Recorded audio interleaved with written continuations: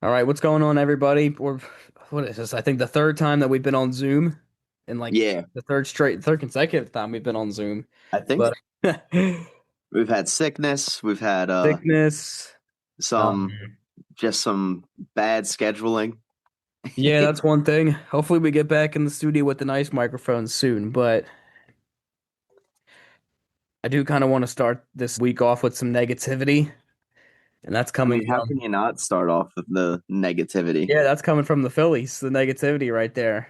I mean, And the thing is with the Phillies, it's the same shit that we were bitching about last year. It's the same shit we were bitching about the year before. yep, pretty much. It's like it's. I remember I said that they should.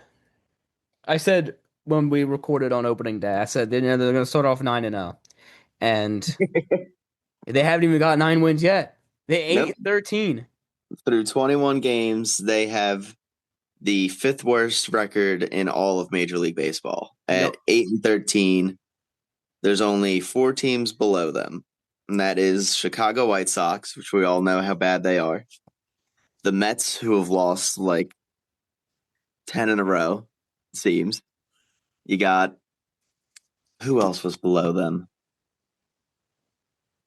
It So was you the Blue Jays, have I think, or something like that. the Houston The Astros Houston Astros. and the Kansas City Royals.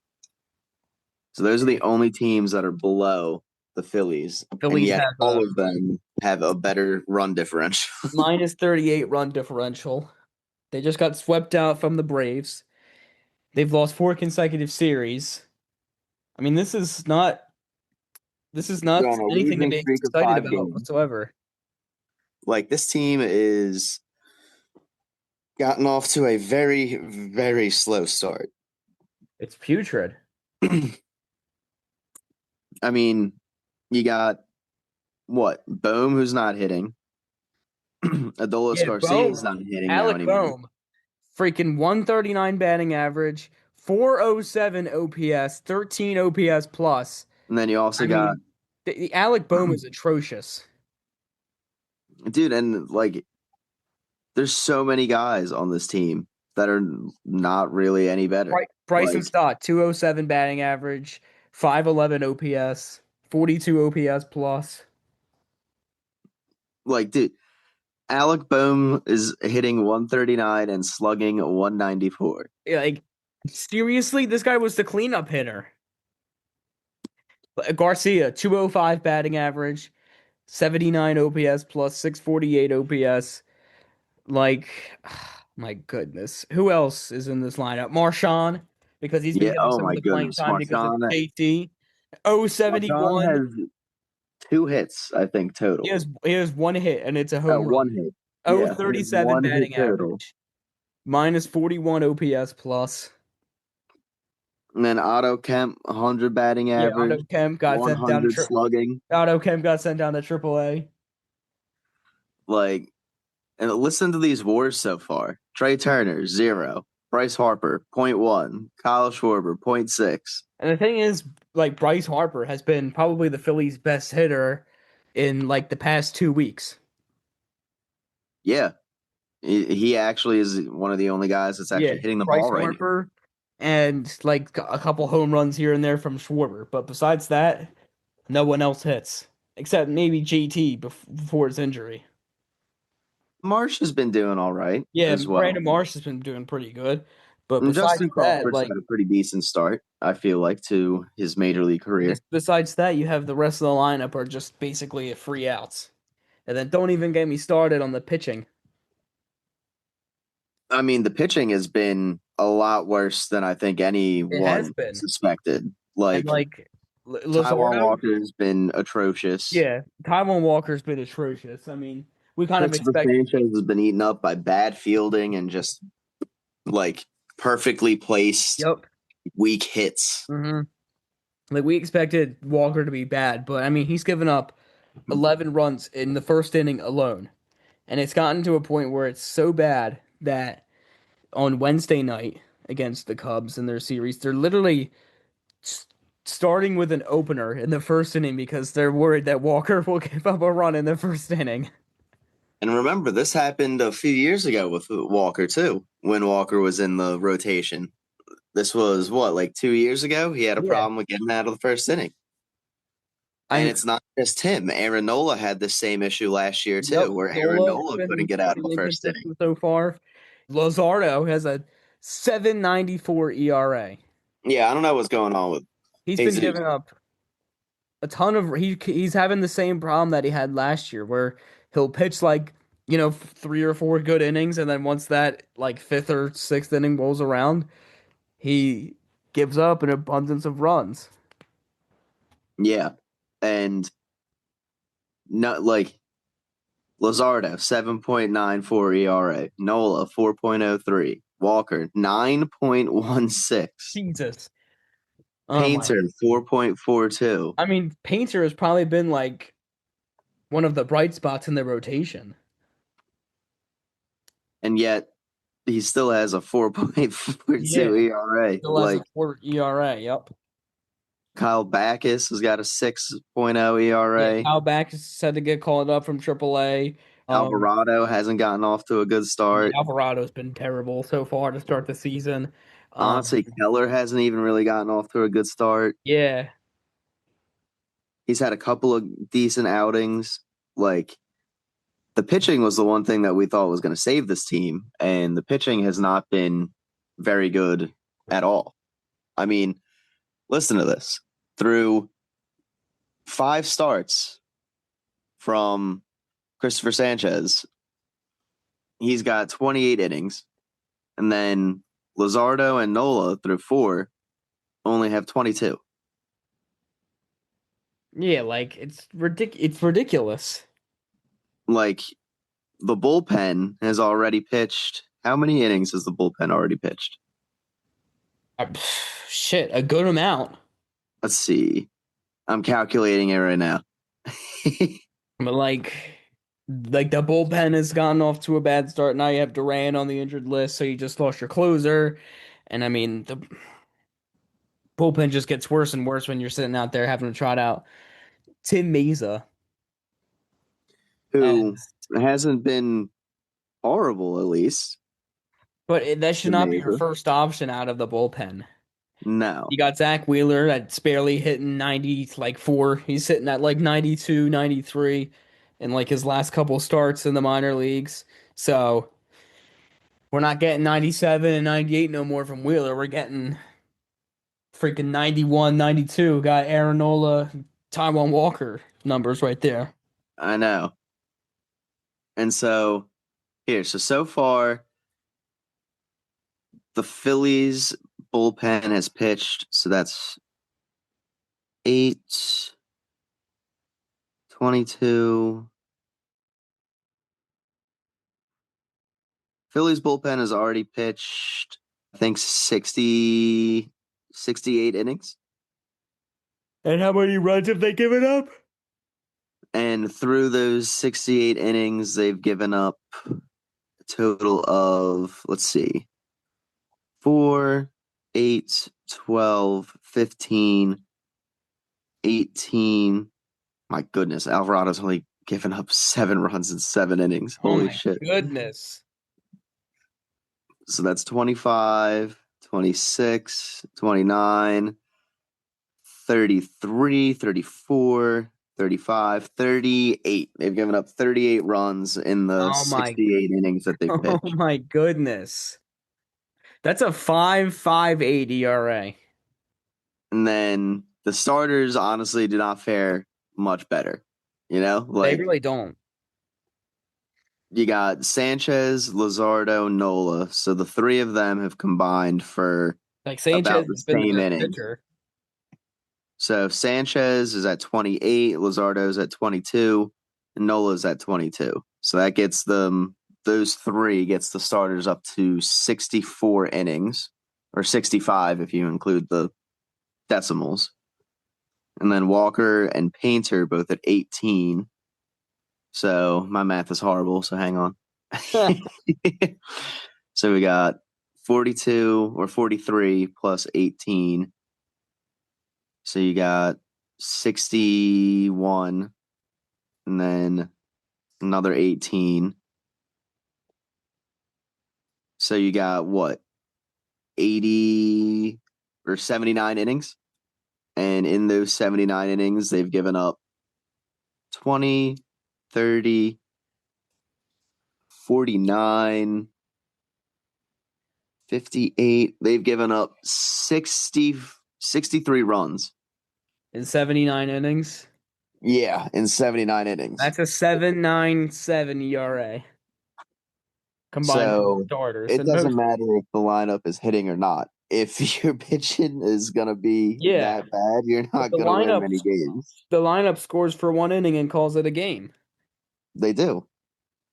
which has got to And change. Like you cannot score 2 runs in the second inning and say, "Oh, I'm done now. Let's go home." Like, so the Phillies have not scored over 4 runs in one, two, three, four, five, six, seven, eight, nine, 10. In 10 out of their 21 games, they've gone underneath 4 runs, Jesus, I'm which not even in today's surprised. MLB, you're not going to win. Yeah, you have to Like, score more. You have to score more with that offense and that payroll. yeah, I was going to say, especially with how much you're paying all these guys, you got to Yep. be getting more than 4 runs a game. Like, if this is how it's going to be, this team is not going to have any chance when they come down to the end stretch of the season. Now, They're not even. What if they don't even get to the end stretch of the season? I mean, do we really expect them to be this poor the entire season? I mean, like, with the way that it's looking like, yeah. And one of the things that I've heard from a couple of people who cover the team, I think Tim McManus put this out, and I think what's the other guy, Jason Stark, that Yeah, covers. Yeah, because Stark covers the Phillies. that he said that it feels like 2012 all over again. It feels like the Yeah, 2012 but season. I've been hearing that a lot where they didn't It's a make the lot of playoffs, aging make players. the playoffs for another 8 seasons, not 10 seasons after that. What the heck just happened? What happened? I don't know. All of a sudden, it just like stopped, and then it just said recording in progress. Oh, that's weird. The fuck? Nothing came up on my screen, but But yeah, so with them being as poor as they are, as being as old as they are, and you still got all these old guys on long-term contracts, like JT gonna be here till he's 38, Schwarber gonna be Yeah, here till he's 39, Harper gonna be here till he's 40, Trey Turner gonna be here till he's 40. yeah. I mean, like that's a it doesn't look really good when you Even on the can't pitching really side, it's the same. you won't be able Like, to get rid of these contracts in the future. no. Now, luckily, you got Walker coming off the books this year, so that's going to free up. You got 80 million coming off the books with Walker and Castellanos and Bohm and Garcia, Alvarado, and a couple other players. And with how any of them are playing, do you think any of them are Yeah, going they're to not going to be making. come They're back not here going to to be. Philadelphia? Yep, they're not going to be in Phillies uniforms in 2027. So that means we're going to have a new right fielder again. We're going to have a new, Max Kepler. probably third baseman, a Yeah, new, probably second baseman, I would probably Aiden. assume. Yeah, probably Aiden Miller. Because if Stott ends up being this the entire season, I wouldn't be surprised if they non-tender him because they don't want to give him arbitration money of Yeah, like 4 million to suck. Now he stop. would have to perform pretty bad, not only on offense but also on Well, defense, the because I thing is, know that the Phillies love his defense. if Stott has like a OPS that's barely hitting 700 with like a 200 average and like 3 home runs, like yeah, he's probably going to be. getting non-tendered. And I have no idea how much his final arbitration number would be. I don't even know what he's making right now this year. Let me search that up real quick. Think he's making like $5 million. He's making 5 million to hit 205. Yeah, honoring the five on his jersey number, 5 million.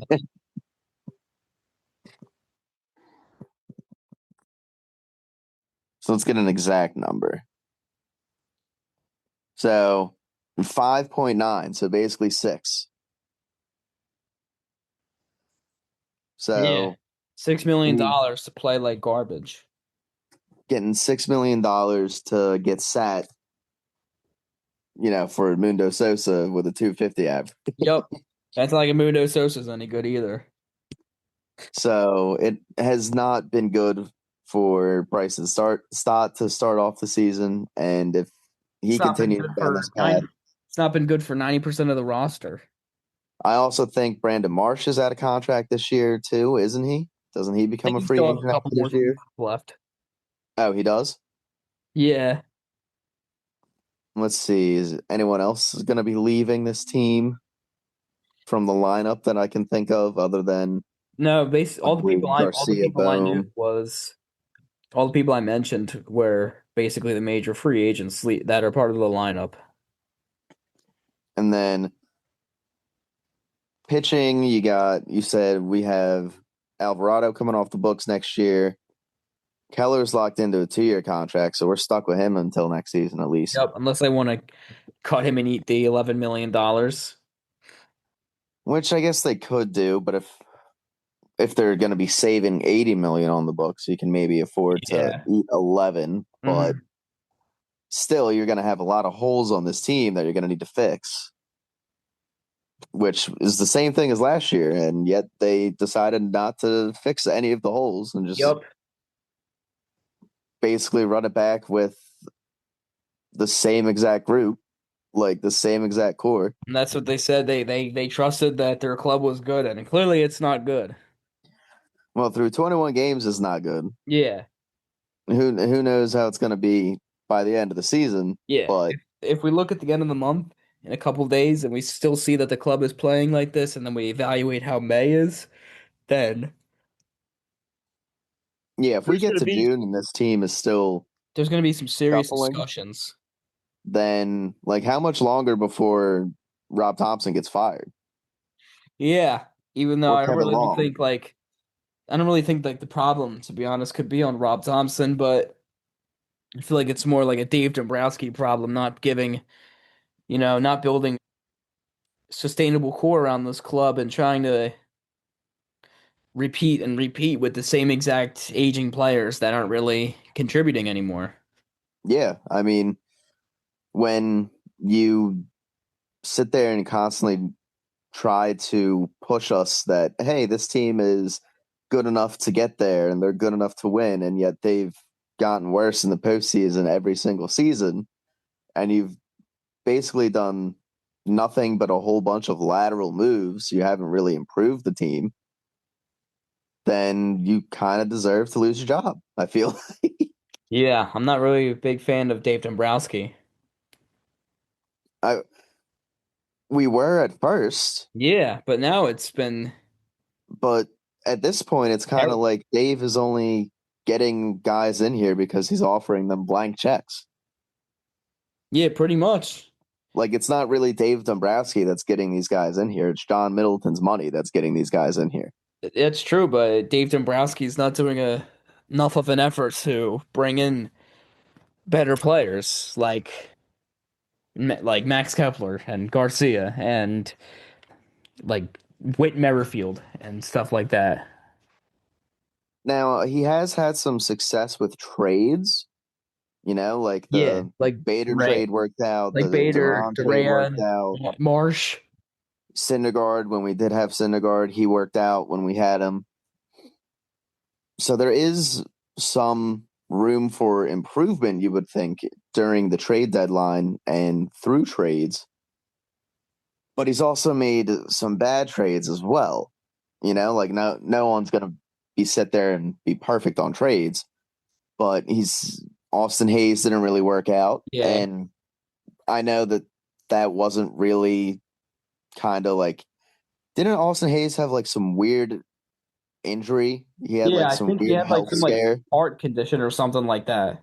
Yeah, so I guess I can't really pin that on like anyone because how you what are you supposed to do when the Yeah. guy you trade for all of a sudden gets a medical condition? Like you can't plan for that shit.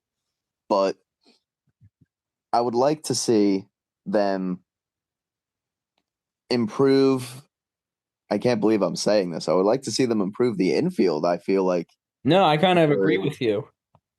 this trade deadline over the outfield because at least last year you could say your infield was serviceable in the hitting department and was very good fielding. This year they haven't been very good fielding and they've been awful hitting. So either they're gonna have to maybe see if they can get an asset for Alec Boehm at the deadline and maybe see if a team will take that $10 million contract for the second half of the season that they don't have to worry about anymore, or I mean, potentially, but I mean, Aiden Miller's not coming up this year because of his injury, yeah, most Aiden Miller likely. hasn't even swung a baseball bat yet. So he's not going. We're not going to be seeing him this year, and who knows if we'll see him at the start of the season next year.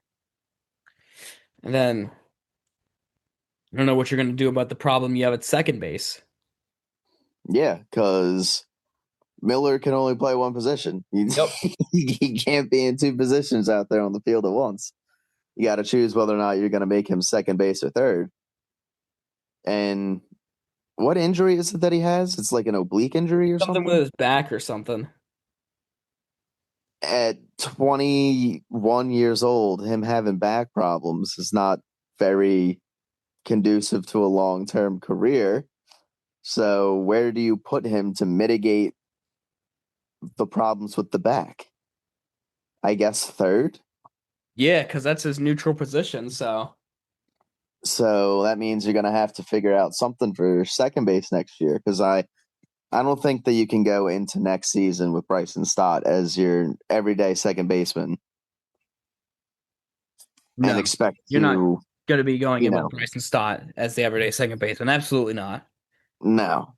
And we know Edmundo Sosa is not a everyday player. And is Edmundo out of contract at the end of the season? Yeah, he's out of contract as well. So you're probably going to be losing. I mean, the Phillies might bring him back. I don't know what his market's going to be, but you could be potentially losing your platoon guy at second base and the guy that started the season for you at second base, and there's no clear replacement for who it is that would be filling those positions. Yeah, it's gonna be like it's a challenge, pretty much now. And I don't really know of anyone else that's in the minor league system that would be ready to come up, or at They least already right brought now, I someone don't up know. at right. They already brought someone up at Reyes. Right, but they need someone that can play middle infield or Yeah, someone he like can't play middle infield. Reyes is what, corner outfielder and Yeah, first like base. first base, DH, corner outfield. Now, I'm looking on like the Philly prospect list. They do have Arun Escobar listed here, but that's literally the only guy in He's what, the double top. A? That's the only guy in the top 20 prospects that they have that's a middle infielder. Like, listen Yeah, to this. it's bad. It's bad. You have Aiden Miller. So I guess technically he's not the only one because it's Miller and Escobar. But you still have Painter and Crawford on this list. They're about to leave. But after that, you got Gage Wood, who pitcher, He's Francisco been really good. Renteria, who's outfield, Dante Nori and Gabriel Rincone, so we're both outfield. Cade Obermueller, Moise Chase, Ramon Marquez, Matthew Fisher, those are all pitchers. Griffin Burkholder, that's an outfielder. Wen Hui Pan, Gene Cabrera, Cody Boker, Sean Youngerman. Those four are all pitchers. Carson DeMartini at 18, that's at third base. And then you got Alex McFarland and James Talon and those are both pitchers. And then finally, at 21, you get to Devin Saltabon, who's listed as an outfielder slash second base. Wow, the number 30 prospect. So there's not really any foreseeable help in the future in at least the farm system for second base right now either. So they're gonna have to either do some converting with positions if they want to, maybe take somebody like an outfield prospect and try him in the infield, or they're just gonna have to deal with Bryson Stott. Put Gabriel Rincones at second base and see how he does. Oh my goodness. Oh man, Yeah, that's it, enough it's talking. bad for the Phillies right That's now. enough talking about the Phillies. Yeah, let's move on to the other negative story that we have Yeah. this week before we get to the positive. Actually, we have three more. We have two more negatives with this. You want to do the Sixers negative first? Yeah, we can do the 76ers negative first. Getting blown out in the By first like game of the 30. series against the Celtics. By 30. No one knew how to shoot the basketball that game. It They was got destroyed. it was embarrassing. I mean, Tyrese Maxey. No, not even Tyrese Maxey. Everyone in the lineup was putting up tour dates. So, I mean, it was. like Let Tyrese me. Maxey, 8 for 20. VJ Edgecombe, 6 for 16. Paul George, 4 for 8. Kelly Oubre, 5 for 14. 0 and 5 from three. Justin Edwards, 3 for 9. Quentin Grimes, 3 for 6. Dominic Barlow, 1 for 6.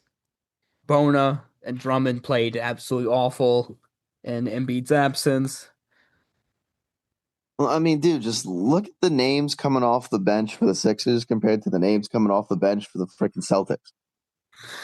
Justin Like Edwards, Watford, Barlow, Grimes.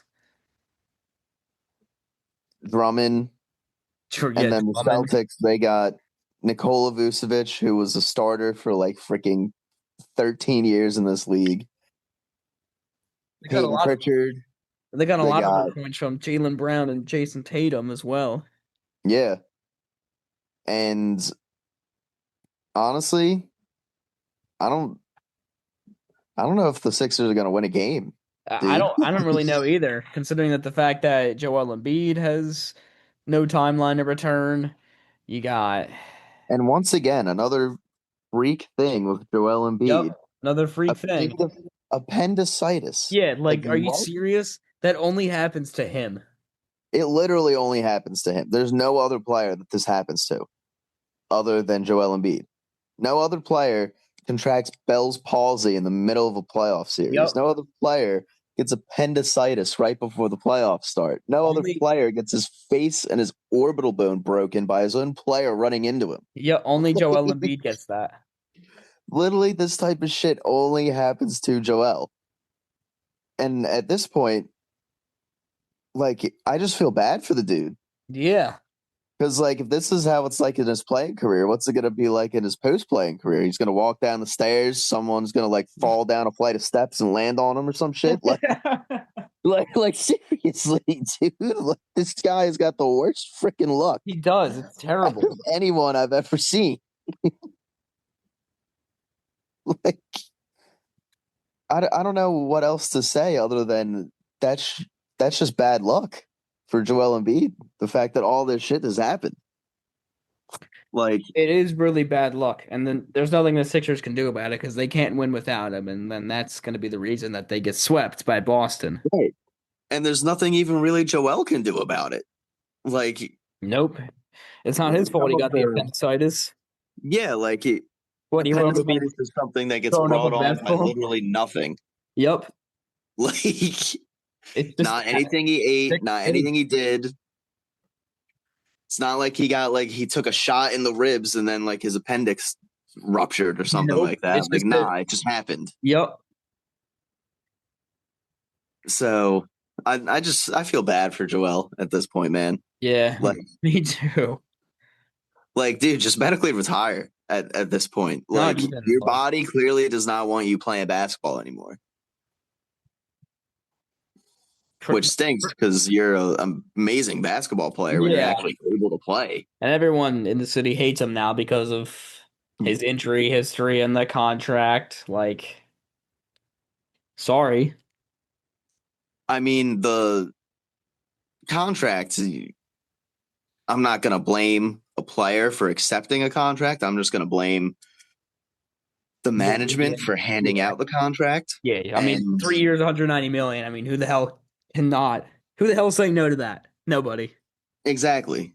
But also, why are you offering someone 3 years, 190 million that Yeah, hasn't been that's able all to on stay the on the ownership court and for stuff. more than 60 games in his entire freaking career? Like, Like, that's just bad by Daryl Morey.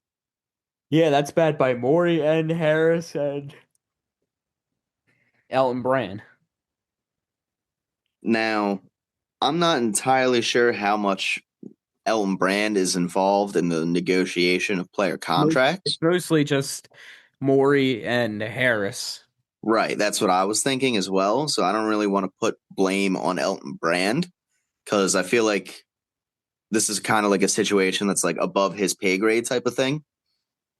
But they got to change organizational stuff within the Sixers before they make player changes, I feel like. They And a got to lot get rid of Daryl Morey. They got to get rid of Nick Nurse. And maybe they get rid of Elton Brand, maybe not. I don't know if he gets saved from this maybe by the maybe they fact get that they he's get a clean not house. really involved. But they got to do something with that front office because you can't go into next year with Daryl Morey back here again, and Nope. probably not with Nick Nurse, Yeah. especially Nick unless Nurse is not the a good coach. unless the Sixers put up some fight over these next 3 games where they're all close. Maybe they win one of them. I don't see how But you if can they bring get him if back. all 4 games are just blowouts, Then you that have to get rid of Nurse. you have to get rid of Nurse. Yeah. You have to. Nurse sees a tactic that's good and then stops using it. And then you also got what Oubre that's out of contract, right? Yeah, Oubre's out of contract, I believe. I think Andre Drummond Drummond's out of out of contract. contract. Now, I think most of the rest of the guys are still under contract. Yeah.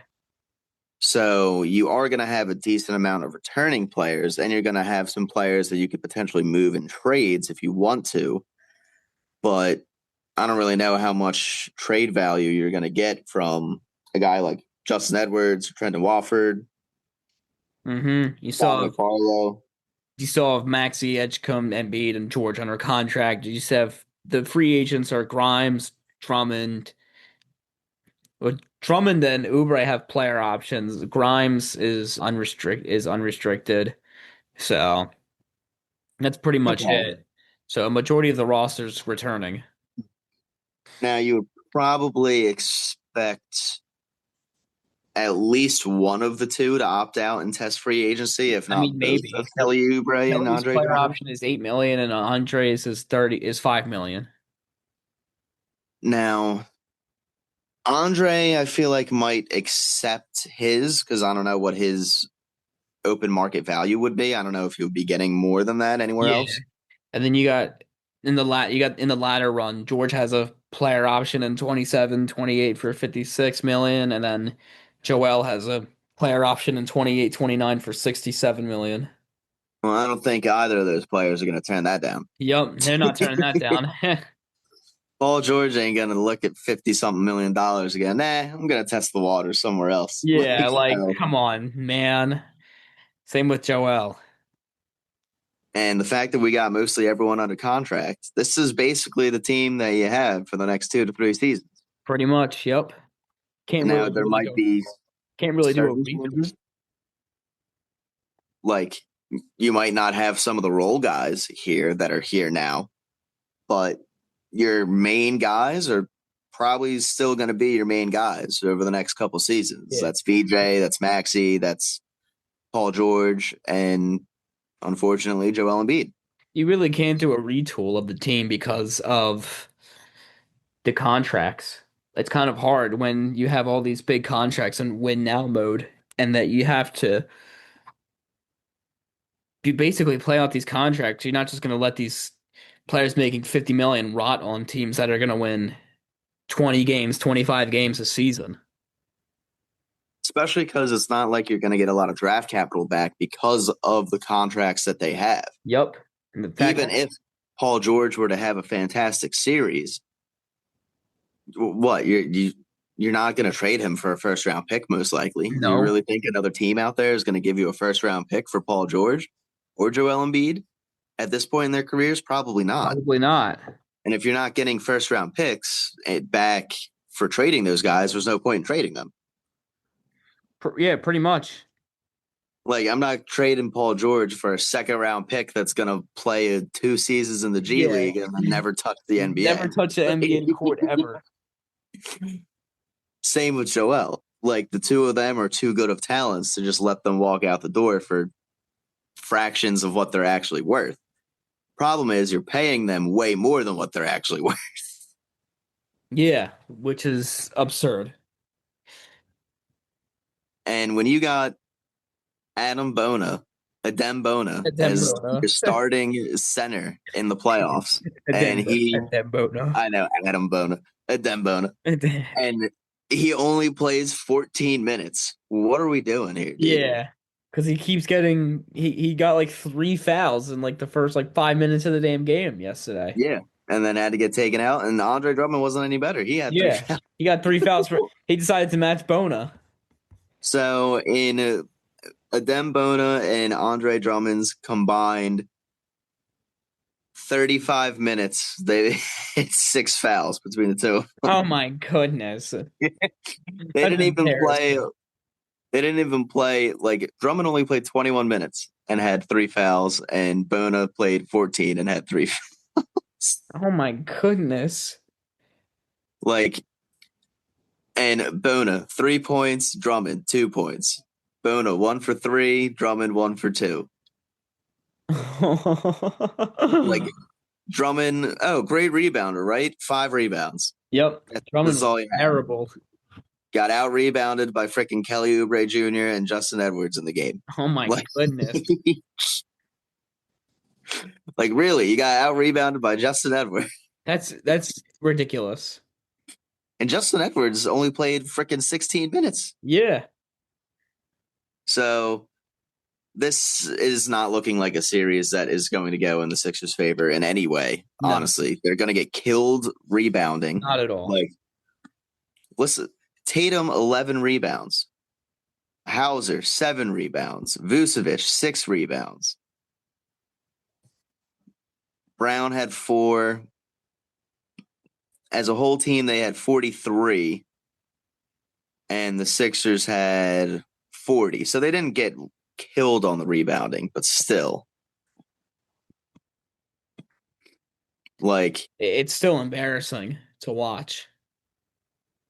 the assists jump out to me though. Sixers only had 20, Celtics had 32.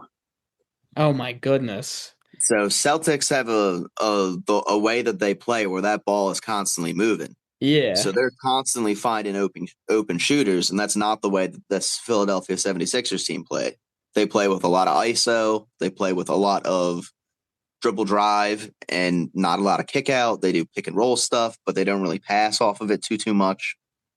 Whereas to Boston just constantly keeps the ball in motion. It's constantly swinging. It's constantly going to other people. Guys, unless it's like Tatum, aren't holding the ball for more than like 7 seconds before they give it up to someone else. While on the Sixers, you got like 4 guys that'll hold the ball for 7 seconds and won't Shoot a, pass it shoot a in. meaningless three.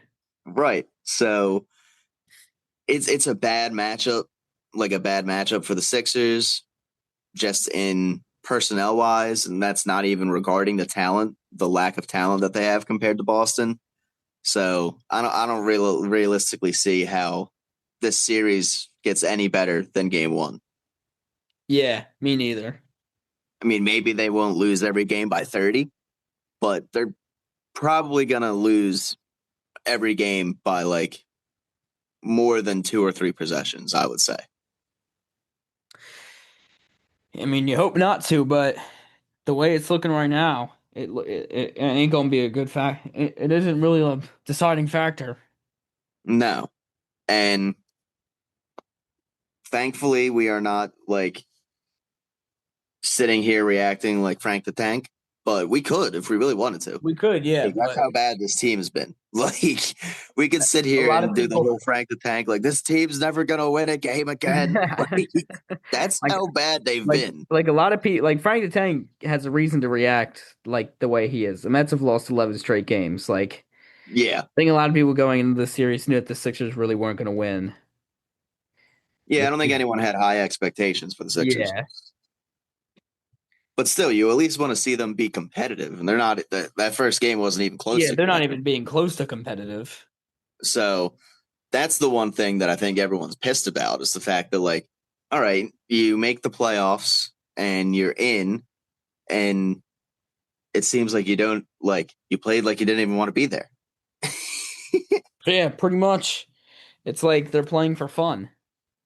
You played like you wanted to be on vacation. You didn't even Yep. score 100 points. They Like played in like today's they played NBA, like they wanted to be in Cancun. yeah, it's not like it's the freaking 80s or the 90s where games are like barely cracking 100. Like, nah, we got games that are teams are Cracking. scoring like 120, 130, 140 Yep. points. Sixers can't even get 100. Huh. That's the seven. It's the Sixers for you. It's a sorry state for the It 76ers. is. And then you want to move on to the next bad Yeah, news. the last bad news of the show. Now, I honestly don't think it's that bad of news. Considering we kind of knew this, Yeah, like but it's not anything new. yeah, it really isn't anything new. But it's AJ It, Brown it's just saddening, you know? likely to be traded to the New England Patriots on June 1st or after. The Eagles and Patriots are expected to pick up trade talks after the draft this week. The Patriots will be engaging the Eagles in trade talks for AJ Brown again, according to Adam Schefter. And we all know it's basically a foregone conclusion that he's not going to be here next year. Yeah, Adam Schefter said that AJ Brown wants to be traded, and the Eagles Yeah. are willing to make that happen. So now I want to ask you something that I haven't really think that I've been hearing too much about this whole situation, and it's not going to have anything to do with AJ Brown. What does this mean for Devontae Smith? It means Devontae Smith becomes the wide receiver one, and it gives Devontae a new chance to, he was the wide receiver one in his rookie season before Brown came the following season. So this gives him a new chance to become a new star receiver in the NFL. And him and Hurts work really well, and there's a good chance that he'll definitely be the Eagles' leading receiver. I know that, but it's a good Most chance for him to likely. break out into superstardom. Now, the only reason I ask is because how much do you think he benefited from AJ Brown being on the opposite side of He him? definitely benefited a lot, but now he's going to be the one that's getting, you know, all of the targets Right. And how when does they need he a respond defense to to like get to the double field. teams and stuff like that? They're gonna have to work that out in training camp and like the off season program and stuff. He's gonna have to adjust to a new lifestyle of being, all right, I'm the wide receiver one now. I'm gonna have to adjust to this. Yeah. And I don't think it's necessarily going to be an easy adjustment for him. Now, not to say that he's not got the talent or the capability to do it, but I I know that this has been something that has constantly been said about Devontae, and it hasn't really mattered too much. But with how slender his frame is, I'm concerned with him facing the amount of double teams that I'm expecting him to face next season, and whether or not he's going to be able to play an Yeah, entire 17 games. either he's got to be able to win double teams. So that's going to be something that is going to be interesting to watch just in itself, regardless of who comes in to replace AJ Brown. can Devontae handle a full season of being the number one, getting safety help over the top, getting double teams? Can he still be as productive as he was when AJ was here? And If he's able to, he can definitely still be productive. Like, when he gets a deep ball, 100%. he's going to be able to make that catch. It's just, is he going to be a 1,200-yard receiver again? That's the next thing. Because I know That's the the thing, Eagles you have a know? flurry of wide receivers now.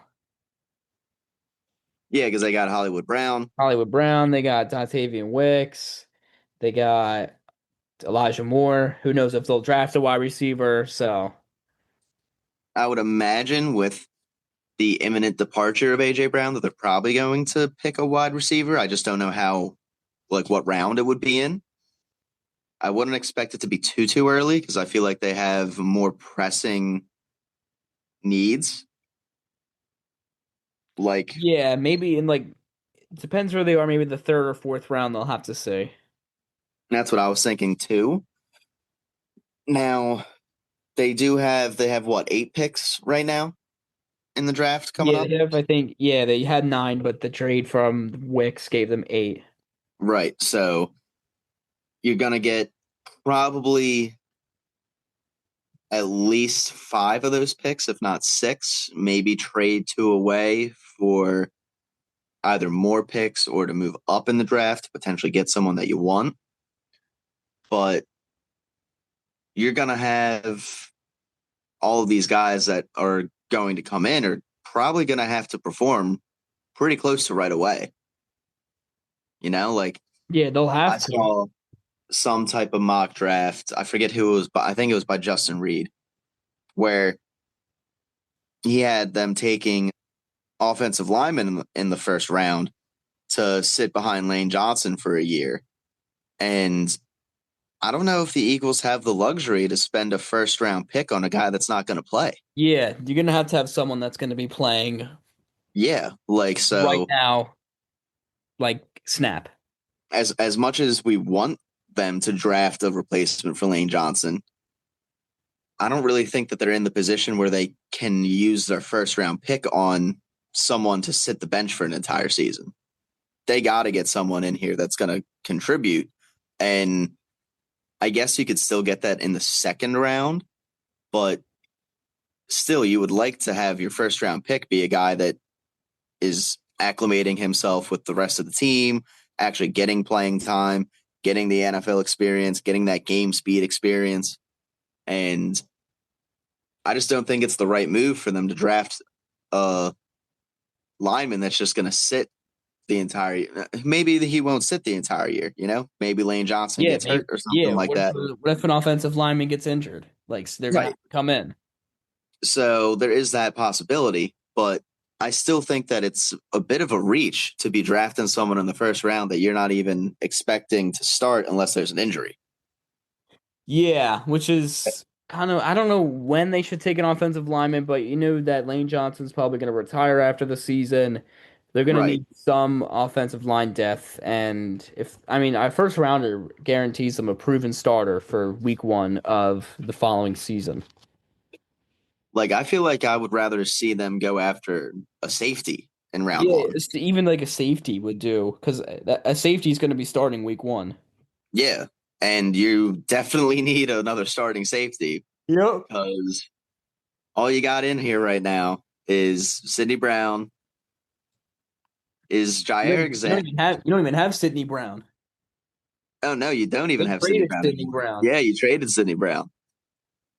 So they have what? Makuba and Epps? Is Yeah, Epps even still here? Is Makuba he and still Epps. under That's it. contract? Makuba and Epps.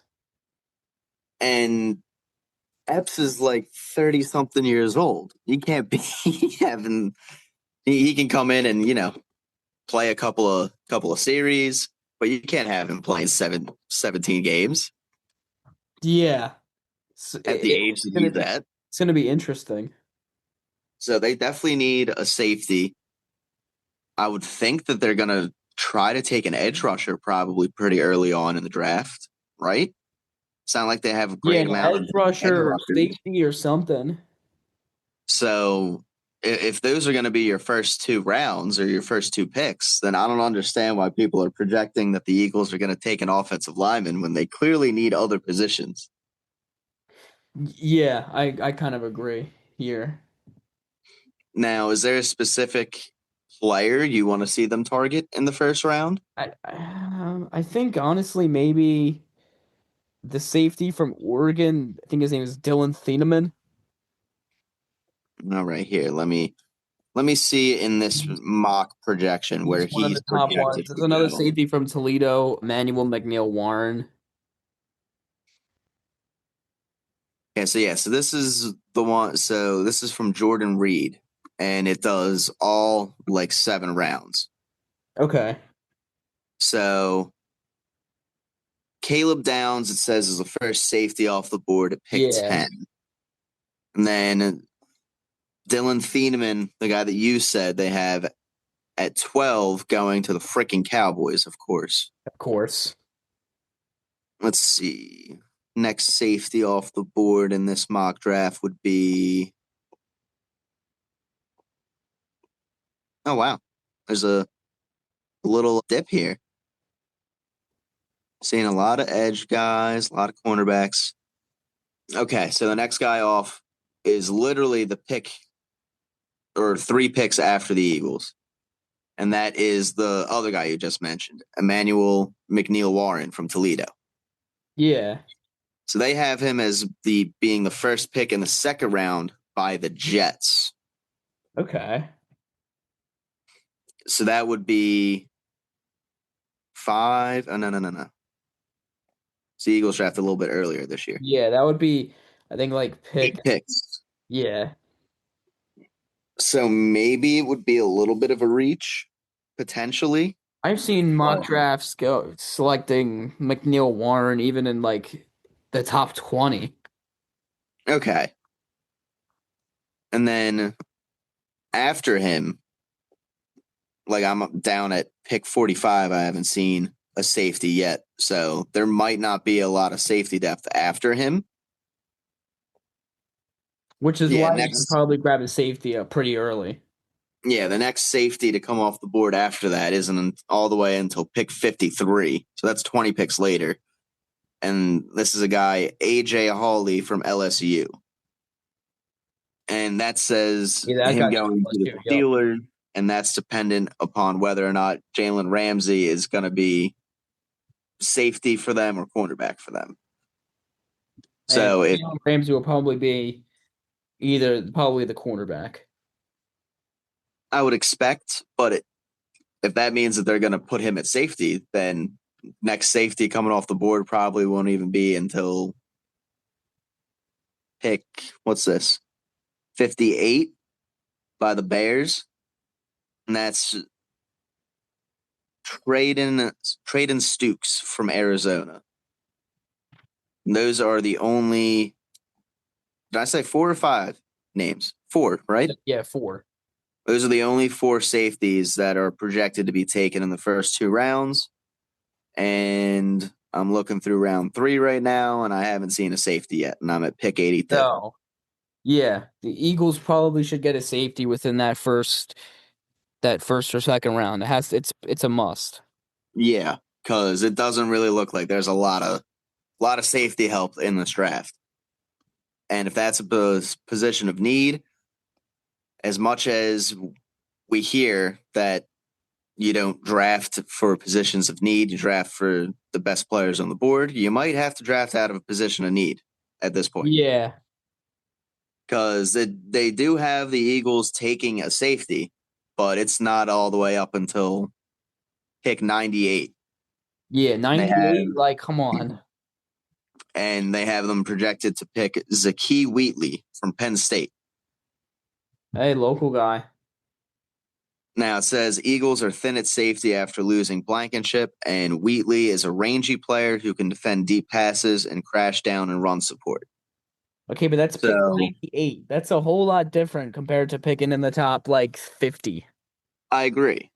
Now, I guess the one thing that I could say that would maybe make me feel a little bit better is that Reed Blankenship went undrafted, and you saw how well he performed. So I guess it is possible for a safety that's down this low because this is literally like the third to last pick of round 3 before they get to round 4, and then they stop giving little blurbs and it's just names. So, Yeah, because anything after like round three, round four, I feel like is kind of like a hit or miss. right. Now, you could potentially still trot this guy out there, even if you were to pick him at the end of the third round. But I feel like I would rather still have them go with a safety earlier, just Yeah, because I kind of agree with earlier, you. like earlier, you get way more value for the safety that you're picking, Yep. and also there's not a clear other pick that I'm seeing here around the range where the Eagles are picking, unless they trade back or something like that. Like, And who knows if they trade back? And I know which they Howie Roseman could, likes to make a lot of trades on draft day or during the draft or whatever. So right. Now, it is possible that maybe they don't want to pick one of the safeties at 23, so they trade back to like 27 or 28 or something to see if they can get one of those, you know, second round safeties in the first round. But like all the guys around the Eagles picks right now, or at least in the first couple rounds, you could get an edge rusher. It still says TJ Parker would be available by the Eagles pick. Let's see. It still says who else does it say would be available by the Eagles pick? Malachi Lawrence would still be available.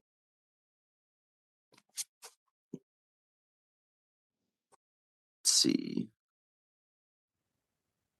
And Keldrick Falk, who I've actually heard a lot of, would still be available. So that would be someone that I would potentially take in the first round. yeah, So honestly, and then the question comes up about the edge rusher, like because they need that and they need a safety. So it's like you take his edge rusher round one, you take a safety round two. yeah, but I think we're both in agreement that round 1 and 2, we would like to see them take the combination of either an edge player and a safety, or a safety and an edge player. Yeah, they get like a little Jalix Hunt. Put Jalix Hunt back at safety. Nah, I'm fine with him on the edge. Yeah, no, he's fine. He's fine where he is. Although that would be interesting to see him try to go back to safety. That would. It'd be funny. It would be interesting, but I'm fine with him on the edge. And honestly, we're not really at the liberty because we need depth in both positions. So I don't really think we're at the liberty to just be like, oh, yeah, let's take from a position that we don't have depth in and give it to another position that we don't have depth in. Yeah.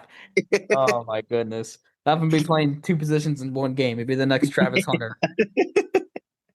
He's actually going to have holographic body clone that's going to be on the field. He's going to be rushing the quarterback. He's not Oh my actually going to goodness. touch him though, but he's going to get the pressure. Don't worry, that pressure percentage will go up. So stupid. Oh my goodness. And then you want to move on to the Flyers Our before only we wrap this yes, up. our only positive has been the Flyers. And they played a hell of a game against Pittsburgh on They Saturday did. They night. played a fantastic game. Already They up were 1 to physical. 0. Yep. They were fast. They had an edge. Like Yeah, dude, the Penguins look silly against the Flyers. I'll give you that. but the You saw Flyers from that Crosby game was on getting made me think angry they're going because he to was getting so annoyed. win. Well, yeah, and ended up spending the last 2 minutes of the game in a penalty box because he Yeah. wasn't able to control his emotions. Yep. That was pretty funny. And if that's something that is going to be like a tactic that the Flyers are going to use, is to try to get the Penguins like pissed off to the point where they commit stupid penalties, Take then that to your advantage.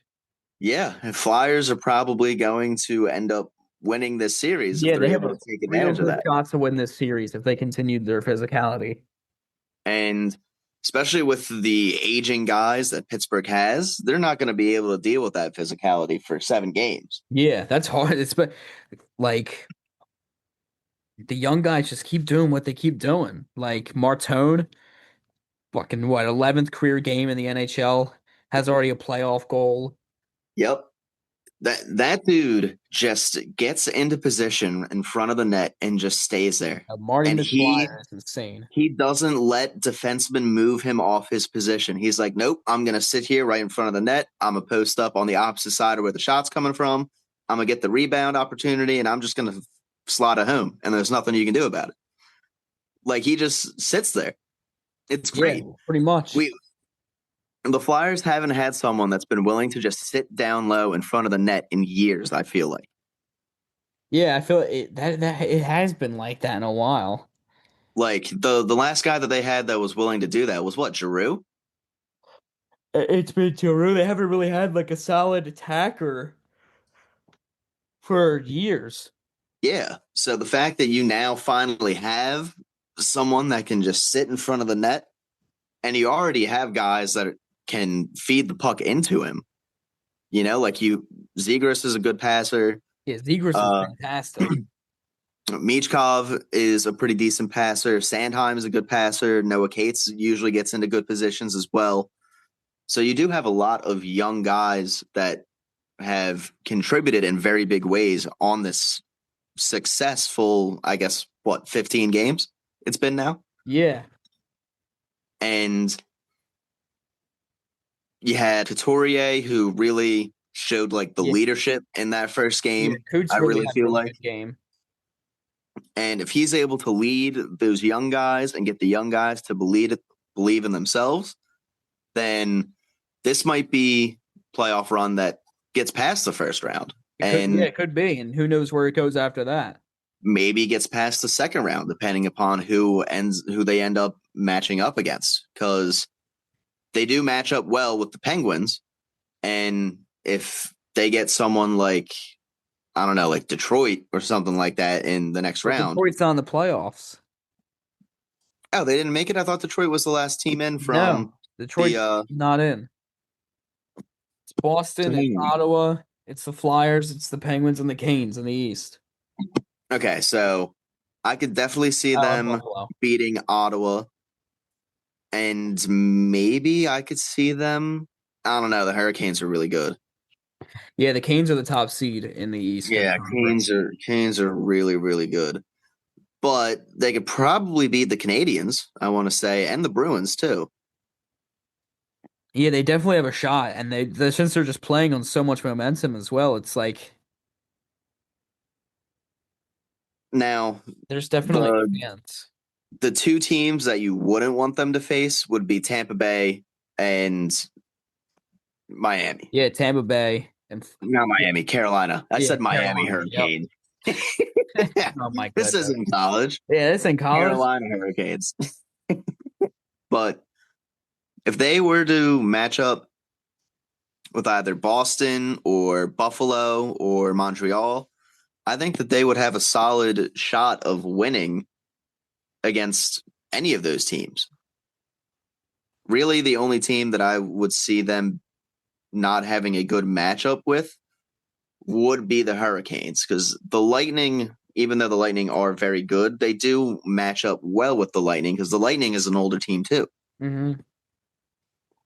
And if they're able to push the envelope and the Lightning get stretched out a little bit by the Canadians, I could see the Flyers taking that series in 6 games too. Now, I don't really know if they're going to be going to the Stanley Cup. I'm not willing to sit here and say that I think they're going to the Stanley Cup or anything like that, but I could see them getting past round two and potentially into the conference finals. Yeah, definitely. And once they get to the conference finals, though, they would definitely have a very, very tough matchup, Yep. because I would expect it to either be the Hurricanes that they would be playing, and if not the Hurricanes, then probably the Lightning, I want to say. But the Sabres could also be there too, because Buffalo is very good. So Yeah, Buffalo has had a really good season this year. yeah, and I'm not too familiar with the Buffalo players, but I know that they're a younger team as well. They're not an older team. Hmm. So that would be something that would maybe cause the Flyers to have not as great a performance against these older teams. The fact that they have a younger team that's going against them that can really skate with them. But like, dude, they just outskated Pittsburgh. They They did. outskated them. They outphysicaled them. They They outhit them. outplayed them in every category. They really did. Like Vladar was fantastic, and that is the Been one thing fantastic all year. that really, really shores up a team in the playoffs and guides them to put, playoff success is if your goalie is standing on his head, then your team is going to be able to ride that goalie all the way until he's no longer able to stop shots anymore. I mean, look what happened with what was it? The Kings like 5 or 6 years ago, where they weren't the best team, I don't think, in the NHL, but they had the best goaltender. And Yep. because they had the best goaltender, they rode that all the way to a Stanley Cup Finals and they won it. The Flyers have the best goaltender, one of the best right now as well. Right. So they could potentially, if Vladar stays as good as he has been, he's only given up 2 goals a game. I don't see any reason why the Flyers couldn't get to the Eastern Conference Finals. Yeah, I completely agree with you. Now, I would like to see maybe a little bit more from Michkov in these playoff games. And Michkov has looked good to end the season. He did look really good at the end of the season. He had that really weird opening section of the season where like he wasn't playing and he was only getting like 15 Yeah, minutes a he was game. the injury concerns or whatever. But since like the last 20 games of the season, he really rounded out into form. And as much as we're all excited about Porter Martone, Matvei Michkov is probably going to be like the biggest star on this team for years to come. It's just, can he put it all together and be consistent to be that guy? Because he has the skill. I mean, you've seen him skate with the puck and what he's able to do with it and how Yeah, he's able to he's pass it. he's really good when he's on his game. So if he's able to continue this little, this 20 game stretch that he's playing really well and he's able to play really well throughout this entire postseason, the combination of him and Martone going forward for the next couple of years, plus the amount of cap space that this team has, Yep, that could definitely be like we could be witnessing like the birth of, I don't want to say like a a new a dynasty, new but era in Flyers hockey. yeah, an era in Flyers hockey that will last probably 10 to 15 years, Yep, which we haven't been able to say for a while. We haven't been we able to really say haven't. that a lot of the guys on the team are going to be guys that are here for the entirety of their careers. Yeah, But but look at where we're we at have that now. now. Like they're not going to let Zegras go. He's 25. Yeah, They're not going to let either Porter Martone or Matvei Michkov go. Michkov's 21. Martone is 19. yeah, they're not letting them walk. Absolutely not. So those three right there, you got at least a core for the next 5 years that you can build your team around. Mm-hmm. And I know that they have other young guys that are still down in the system that need to come up. Porter Martin was just the first guy to really come up from that system. So this is going to be an exciting team, and it's going to be a young, exciting team for the next couple of years. Yeah, that is one big thing that we're going to see from the Flyers. Yeah. But anything else you want to touch on? No, nothing else. So Flyers, do they play tonight? Yeah, Right? they play tonight. Yeah, they Yep. play tonight.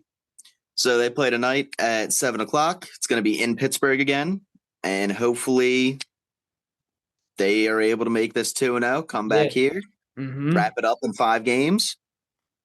And I don't really think they're going to sweep the Penguins, but Yeah, but who knows?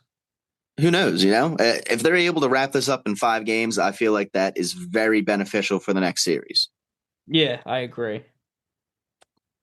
And then we'll see what happens. Yeah, we'll see what happens with the Flyers. Hopefully, we're back here next week talking about the Flyers again. And hopefully we're back in the studio too. Yeah, hopefully we are. So we will see you all next week.